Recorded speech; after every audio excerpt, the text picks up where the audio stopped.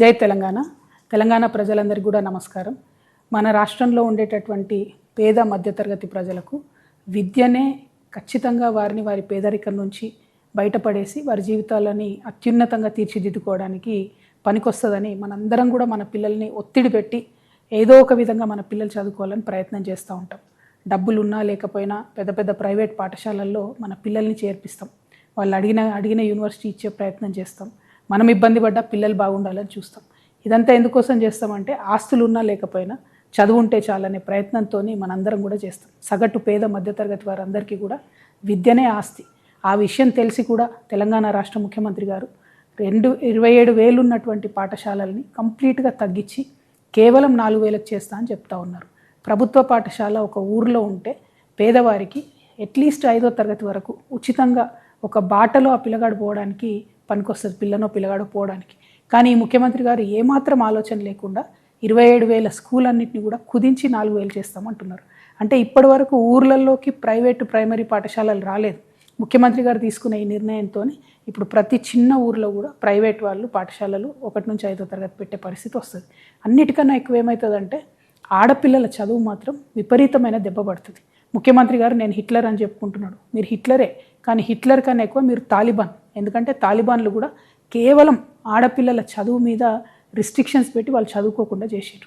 ముఖ్యమంత్రి గారే విద్యాశాఖ మంత్రి అయితే విద్యాశాఖ ఏదో వెలుగుతుంది అని చెప్పి అందరు భావించారు.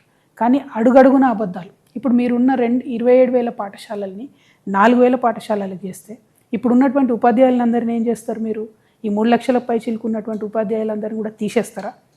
4,000 పాఠశాలలో అడ్జస్ట్ చేస్తారా? లేకపోతే వివిధ గవర్నమెంట్ డిపార్ట్మెంట్లకు పంపిస్తారా? మీ విధానం ఏందనేటటువంటిది క్లారిటీ లేకుండా పెద్ద పెద్ద అనౌన్స్మెంట్లు మీరు పక్క రాష్ట్రానికి పోయి చేయడం వల్ల మన రాష్ట్రం పరువు పోతుంది తప్పితే ఇంకొకటి జరగడం లేదు.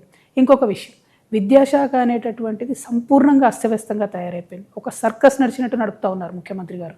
కంప్లీట్గా ముఖ్యమంత్రి గారికి ఆ శాఖ మీద పట్టుకోల్పోయిందని చెప్పడానికి గురుకులాల్లో ఇప్పటికీ కూడా పిట్టల్లాగా రాలిపోతున్నటువంటి పిల్లలు, వారి ప్రాణాలే నిదర్శనం. 100 మంది పై చిలుకు చచ్చిపోయినా కూడా కనీసం ముఖ్యమంత్రి గారికి ఒక గురుకులం పోవడానికి కానీ గురుకులాల్ని రివ్యూ చేయడానికి కానీ టైం లేవు. కేజీబీవీ టీచర్స్ పాపం 10+2 చెప్తారు. వాళ్ళు సమ్మె చేస్తే కనీసం వాళ్ళ సమ్మెకాలం జీతం ఇచ్చేయాలన్నటువంటి సంస్కారం కూడా లేకుండా ఈ ప్రభుత్వం వ్యవహరించడం అన్నది చాలా దారుణం. ఇక ఇంటర్మీడియట్ ఇంకొక పెద్ద జోక్. ముఖ్యమంత్రి గారు రివ్యూ చేసి రేపటి నుంచి ఇంటర్ బోర్డు ఉండదని చెప్తారు. ఈయన రివ్యూ చేసిన 2 రోజులకే ఇంటర్మీడియట్ బోర్డు వాళ్ళు ఇంటర్మీడియట్ నుంచి అఫిలియేషన్ ఇస్తాం, అప్లికేషన్ పెట్టుకోండి అంటే కోకొల్లలుగా ప్రైవేట్ వాళ్ళు అఫిలియేషన్ పెట్టుకుంటారు. ఈ 2 గొడవలు అవుతున్నటువంటి సందర్భంలో మళ్ళీ ఒక స్టేట్మెంట్ వస్తుంది, లేదు ఈ సంవత్సరం ఇంటర్మీడియట్ బోర్డు కొనసాగుతుంది, నెక్స్ట్ ఇయర్ 10+2 విధానం వస్తుంది అని చెప్పి ఆ గొడవ అవుతుంటే ఇప్పటి వరకు ఇవాళ స్కూల్స్ స్టార్ట్ అయ్యి intermediate colleges, junior colleges start అయ్యి 7-8 డేస్ అవుతుంది. June 1st స్టార్ట్ అయినాయి. ఇప్పటి వరకు కూడా ప్రభుత్వ ఇంటర్మీడియట్ జూనియర్ కాలేజీలకు కూడా అఫిలియేషన్ ఇవ్వలేదు. అంటే అఫిలియేషన్ లేకుండా ఈ రాష్ట్రంలో ప్రైవేటు ప్రభుత్వ జూనియర్ కాలేజీలు ఫంక్షనింగ్ స్టార్ట్ చేసినాయి. అంటే ఇది ఏం వ్యవస్థ అసలు? ఎందుకోసం వచ్చింది ఇటువంటి వ్యవస్థ? ఇంత కన్ఫ్యూజన్ ఎందుకు? ఇక ఇంటర్మీడియట్లో ఒక రకమైన కన్ఫ్యూజన్ అయితే డిగ్రీలు ఇంకొక రకం కన్ఫ్యూజన్. డిగ్రీ సిలబస్ మానిటర్ చేయడానికి హైయర్ ఎడ్యుకేషన్ కౌన్సిల్ ఉంటుంది. ఆ హైయర్ ఎడ్యుకేషన్ కౌన్సిల్ ఏమో ఒక సిలబస్ రిలీజ్ చేస్తుంది. హైయర్ ఎడ్యుకేషన్ కమిషనరేట్ ప్రభుత్వం నుంచి వాళ్ళు ఇంకొక సిలబస్ రిలీజ్ చేస్తారు.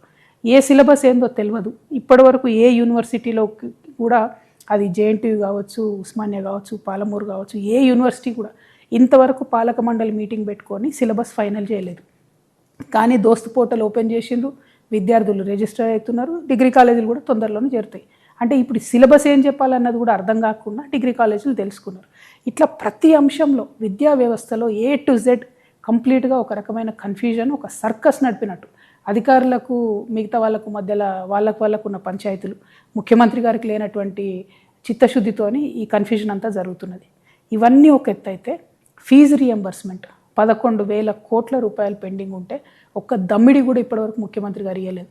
దాంతో ఏం జరుగుతున్నది? ప్రైవేటు డిగ్రీ వాళ్ళు స్కూల్స్ మూసేసుకుంటున్నారు, కాలేజీలు మూసుకుంటున్నారు, ప్రైవేట్ జూనియర్ కాలేజ్ వాళ్ళు మూసుకుంటున్నారు, ప్రైవేట్ స్కూల్స్ ఏవైతే చిన్న స్కూల్స్ పాపం పేద విద్యార్థులకు చదువు చెప్తారో వాళ్ళు కూడా మూసేసుకునే పరిస్థితి వచ్చింది. ఆ భారం మోయలేకపోతున్నారు. అన్నిటికన్నా ఎక్కువ ఆ పిల్లలు, వాళ్ళ పేరెంట్స్ వాళ్ళ ఫీజులు కట్టలేక ఇబ్బంది పడుతున్నారు. మళ్ళీ నేను చెప్తున్నాను, ముఖ్యమంత్రి గారి విధానాలతోని ఈ రాష్ట్రంలో ఉన్నటువంటి ఆడపిల్లలకు తీవ్రమైన నష్టం జరుగుతుంది. మగపిల్లల్ని ఏదో ఒకటి చేసి పంపిస్తారు, కానీ ఆడపిల్లలకు మాత్రం ఇబ్బంది అవుతుంది, వాళ్ళని పంపడం లేదు. సో ఈ విధంగా ఫీ రియంబర్స్మెంట్ పక్కకు పెట్టేసారు. ఇప్పుడేమో GO7 తీసుకొచ్చి స్టూడెంట్స్కి డైరెక్ట్గా ఇస్తామని చెప్తున్నారు. స్టూడెంట్స్కి ఎట్లా ఇస్తారు? ఒక్కొక్క స్టూడెంట్కి ఇస్తామంటే ప్రైవేట్ కాలేజ్ ఊరుకుంటుందా? వాళ్ళ దగ్గర ముక్కు వెండి పెద్ద పెద్దగా ఫీజులు వసూలు చేయరా? అంటే ప్రైవేట్ కాలేజ్ వాళ్ళకు డైరెక్ట్గా ఫీజులు పెంచుకునేటటువంటి ఒక విధానాన్ని మీరు ఓపెన్ చేస్తున్నారు. GO7ని తక్షణమే రద్దు చేయాలి. ఖచ్చితంగా ఫీ రీఎంబర్స్మెంట్ కూడా మీరు ఇమీడియట్గా ఇంప్లిమెంట్ చేయాలి. ఇవన్నీ ఒక ఎత్తు అయితే మేము పేరెంట్స్ తరఫున అనేక రోజుల నుంచి అడుగుతున్నాం. జూన్ మాసం వస్తుంది. జూన్ లోపల మీరు ఫీ నియంత్రణ చట్టం తీసుకురండి. ఎందుకంటే ప్రైవేట్ పాఠశాలలు 50% నుంచి మొదలు పెడితే 150% వరకు కూడా ఫీజులు పెంచినటువంటి పరిస్థితి కనపడతా ఉన్నది. హైదరాబాద్ మహానగరంలో అయితే మరీ అస్తవ్యస్తంగా ఉందని అడిగితే ఇంతవరకు కూడా ప్రభుత్వం ఫీ నియంత్రణ చట్టం మీద కనీసం డిస్కషన్ కూడా చేయలేదు. అంటే ఈ సంవత్సరం కూడా ఫీజు నియంత్రణ చట్టం లేకపోతే లక్షలాది మంది పేరెంట్స్ మీద విపరీతమైన బర్డెన్ పడుతుంది. నేను ముఖ్యమంత్రి గారిని మళ్ళీ చివరిసారిగా ఒకటే అడుగుతా ఉన్నాను. ఫస్ట్ గురుకులాలను పట్టించుకోండి. 2 ప్రభుత్వ పాఠశాలలను మూసేసేటటువంటి ప్రయత్నాన్ని మానుకోండి. ఫీజు రీఎంబర్స్మెంట్ డబ్బుల్ని ఇమ్మీడియట్గా రిలీజ్ చేయండి. జూనియర్ కాలేజెస్ అఫిలియేషన్ చేయండి. డిగ్రీ కాలేజ్లో సిలబస్లో ఉన్నటువంటి కన్ఫ్యూజన్ని దూరం చేయండి. అన్నిటికన్నా మించి ఫీజు నియంత్రణ చట్టాన్ని తక్షణమే ఈ మాసంలో 15వ తారీఖు లోపల స్కూల్స్ రిలీజ్ అవుతున్నాయి కాబట్టి, ఓపెన్ అవుతూ ఉన్నాయి కాబట్టి అంత లోపల చట్టం తీసుకురండి. ఇవన్నీ చేయకుండా విద్యను నాశనం చేసేటటువంటి ప్రయత్నాల్ని మానుకోండి. విద్యను నాశనం చేస్తే భవిష్యత్ తరం తెలంగాణ దెబ్బతింటుందనే విషయాన్ని చిత్తశుద్ధితో గమనించాలి. Thank you. జై తెలంగాణ.